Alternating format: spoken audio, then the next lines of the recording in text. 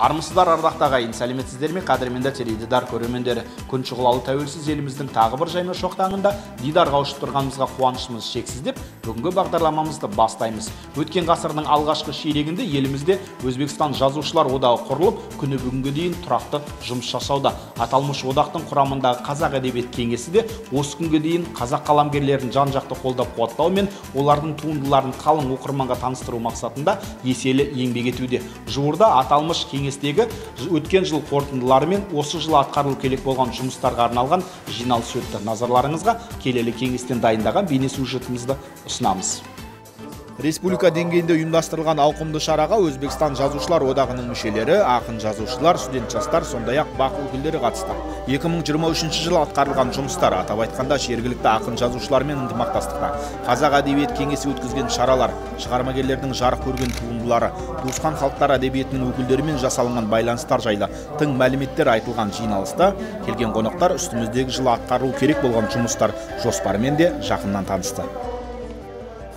2023 жылы осы жазушылар одағының қасында қазақ әдебиет кеңесі бірқатар жұмыстар атқарды. Атап айтатын болсақ, ынтымақтас ұйымдар тарапынан ұйымдастырылған бірқатар шараларға, соның ішінде 4 тұсаукесер рәсіміне, 5-ке жуық әдеби кездесулерге қатысты. Сондай-ақ 15-тен астам қазақтың атақты ақын жазушыларының туған күндеріне, мерекелік күндерге байланысты өткізілген әдеби мәдени шараларға, дөңгелек үстел сұхбаттарына қатысты. Қазақ әдебиет кеңесінің мүшелері бірталай өздерінің кітаптарын, әдеби шығармаларын баспадан шығарды. Атап айтатын болсақ, Қалдыбек Сейдановтың «Көңілдегі көрікті ойлар» атты кітабы баспадан шықты. Сондай-ақ Абдулла Рүстемовтің «Хаят бұл мұғалім, яғни өмір бұл мектеп» атты кітабы баспадан шықты. Сондай-ақ Абдулла Рүстемов аудармашы ретінде де өнімді жұмыс істеді. Қазақстандық әдебиет зерттеуші ғалым Ерлан Сыдықовтың «Шәкәрім» атты монографиялық еңбегін өзбек тіліне аударды. Біздің қазақ әдебиет кеңесінің мүшелері көркем аударма саласында өте жемісті еңбек етіп келеді. Мысалы үшін ақын аудармашы Сапарбек Иманбеков Абдулла Ариповтың «Алғашқы махаббатым» атты өлеңдер жинағын қазақ тіліне аударып баспадан шығарды. Осы 2024 жылы қазақ әдебиет кеңесі өз алдына бірқатар міндеттерді қойып отыр. Атап айтатын болсақ, осы еліміздегі қазақ әдебиетінің дамуын тұрақты түрде одан әрі дамытуды қалайтын болсақ, біз қазақ тілінде әдеби кітаптарды баспаға шығаратын шағын бір баспа немесе типография жұмысын жолға қоюды ойлап отырмыз. Сондай-ақ мынау жастарымыздың көркем шығармашылыққа, әдебиетке деген бір ынтасын ояту, осы бағытта нәтижелі жұмыс жүргізуін қаласақ, бұл бойынша жоспарлы жұмыстарды атқаруымыз керек. Мысалы үшін еліміздегі облыстық қазақ ұлттық мәдени орталықтарының қасында әдеби үйірмелерін ашуымыз керек.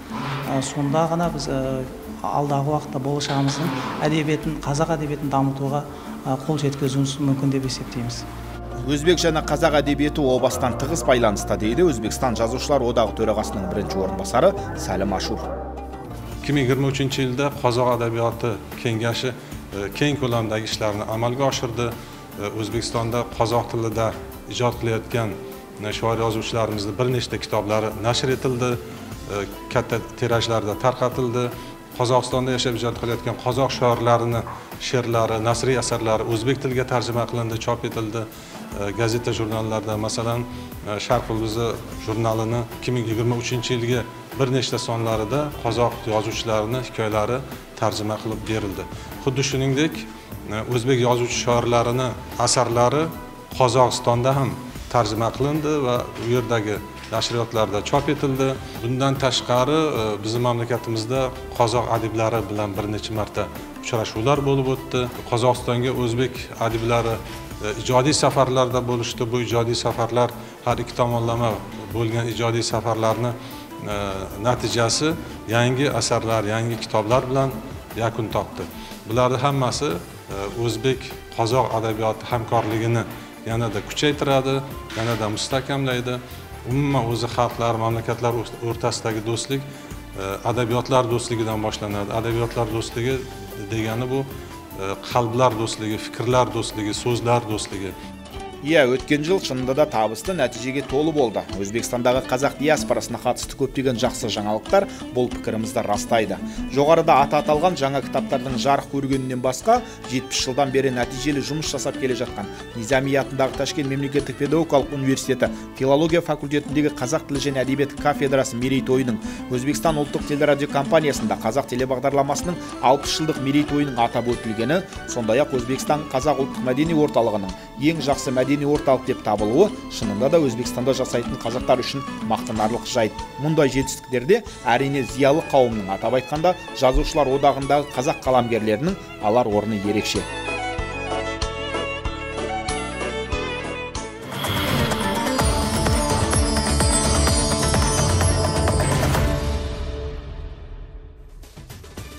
Иә, көрермендер, енді назарларыңызға Өзбекстандағы қазақ телебағдарламасының мерейтойына жыр маржандарымен келген арқалы ақындардың айтысын ұсынамыз.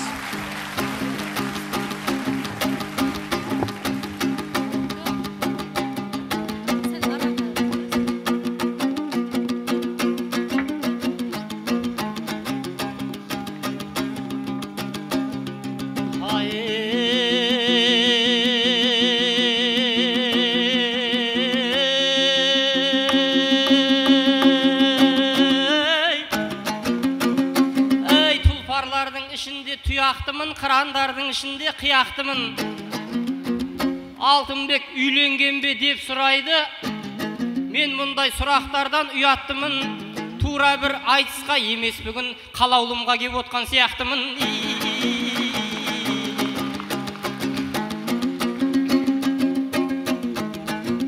Ұят қой, бісміллә деп тіл қатпасам, домбыраның даусын тыңдатпасам. Қарақалпақ еді менің туған жерім, мән берсең үнімдегі ырғаққа сан. Наурызбек жыраудың жалғасымын, халықты термеменен құндақтасам. Жайқынның жағасынан деп білгейсің, жайын балық секілді бұлғақтасам. Ал енді алдарыңда шабайыншы жүйрік едім, көсілетін бір баптасаң.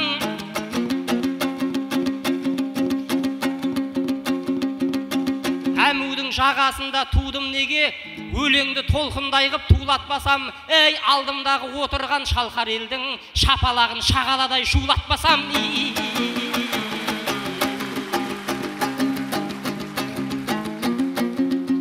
Ей сүйікті ұлы болсам сүйікті елдің, құлағыма өлең жыр құйып келдім. Нұрайымдай арумен жүп боп қалдым. Мен бүгін сері құсап биіктермін, көңіліңді табармын не де болса, жүрекке көп өлеңді түйіп келдім. Әй Нұрайымдай аруға ұнаймын деп, Сұлтан Сүлейманның шапанын киіп келдім.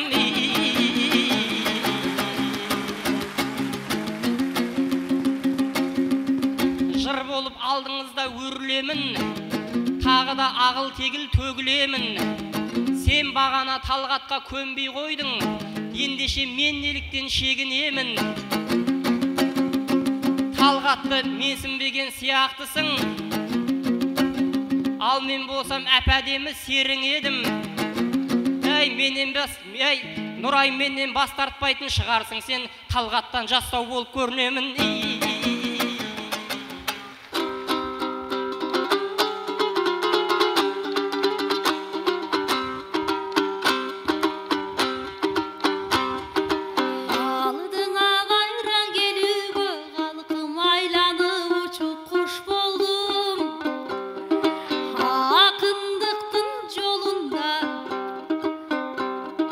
Yaz buldum gede kış buldum, janağı börüsünün kutulup mınday böldürgüne tuş buldum. Ağayın elge gelgende men ah gül bolum jaynagan, elge kızmat etügü men ah bulbul bolum sayragan. Alakanın dem berip kalkım aldığına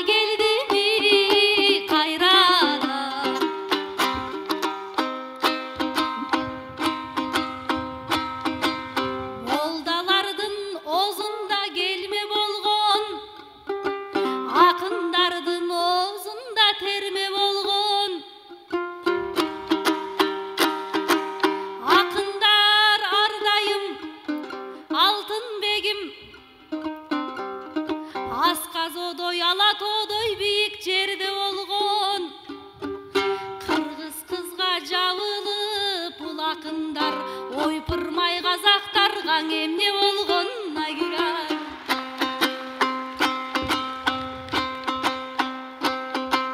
Токионун тиреген имараттарынан Кыргыздын ала тоолой тоосуң артык. Дубайдын көктиреген шахарынан мага казактын кенен жаткан даласы артык. Султан Сүлейман түрктөрдүн Сүлейманынан мага калкын кыргыз казактын карапайым баласы артык.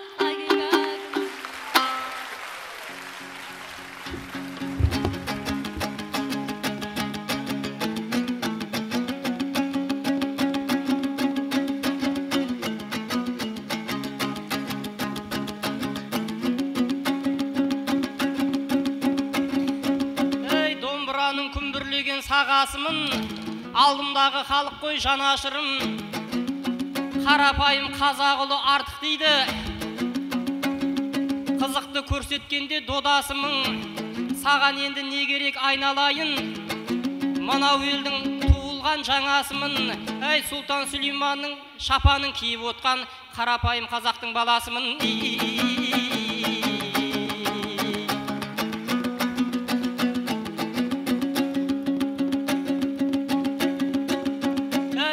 Соң өнерімен мәшһүр өрен, жүрегімнен құласын көшкін өлең. Өзбек қазақ тарихта не көрмеді, ол жайлы өлеңімді 5 күн өрем. Екінші дүниежүзілік соғыс өтті, СССР фашистерді кескілеген. Говорит Москва деп басталатын Левитанның дауысын сесті дерем.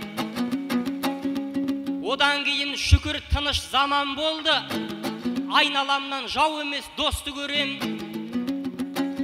Замандас бағдарлама боп ашылып, тұсауын Орта Азия кесті дерем.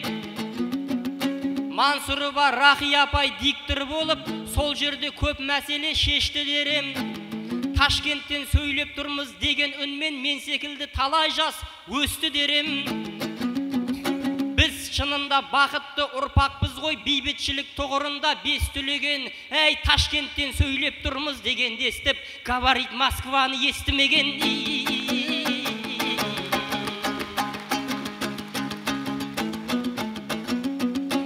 Әй, сыйласаң Алтынбектей көкеңізді, мен сенің шылықтамын шекеңізді.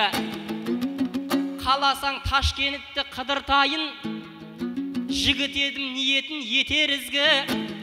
Ташкент телебашнясын көрсетейін, биіктікпен асатын неше құзды. Магик Сити қалашығын көрсетейін, мен саған басқызбайын бөтенізді. Төле бидің басына аппарайын, дәлелдеп санамызды жетемізді. Сонымен бәрі бітті деп ойлама, уақытқа жібермейік есемізді.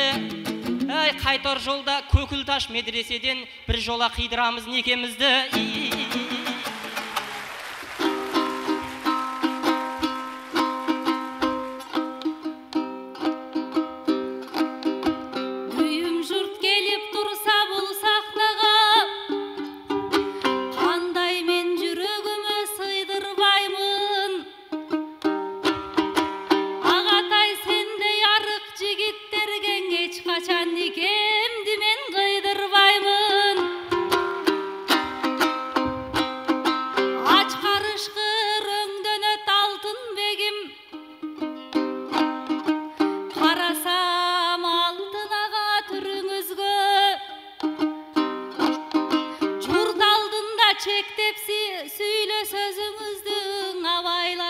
Айтқан ұшыл сүйіңізгі, үч бала менен күтіп отырған алтын аға, жақшы жарың бар екен ғой үйіңізді. Ертең үйге барғанда әйеліңіз жетпесеншең алтын аға түйіңізгі.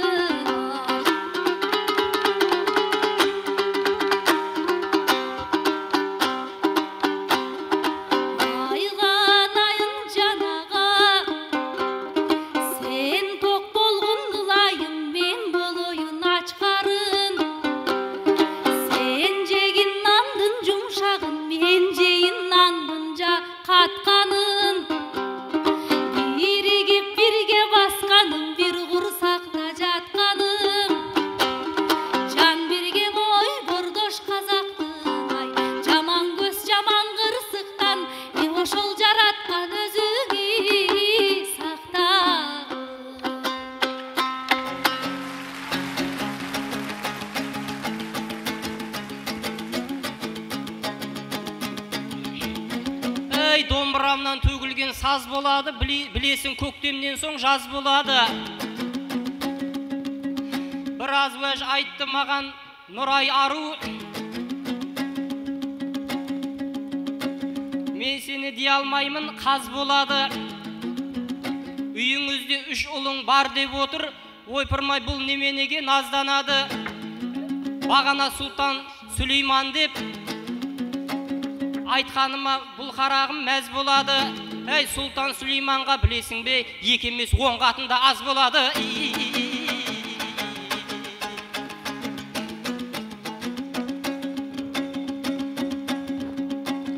Әй, өзбек қазақ бір атаның ұлы емес пе, екеуі тыныштықты тілемес пе? Екі елдің ән ұранын байқап тұрсақ, жүректерге егілген гүл емес пе? Алтын күн аспаны деп басталатын қазақтікі әдемі жыр емес пе? Сер құяш ұр өлкәм деп басталатын өзбектікі шуақтың нұр емес пе? Екі жақтың сөздерін байқап тұрсақ, ең алғашқы шумағы күн емес пе? Қазақ пенен өзбектің туыстығын ән ұраны дәлелдеп тұр емес пе?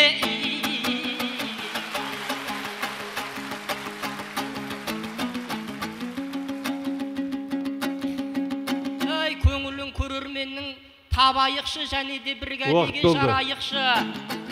Уақыт болды десеңіз тоқтаймыз ғой, демейміз алысырақ шабайықшы. Қалғанын сахнадан соң сөйлесеміз, Нұрайым арғы жаққа барайықшы.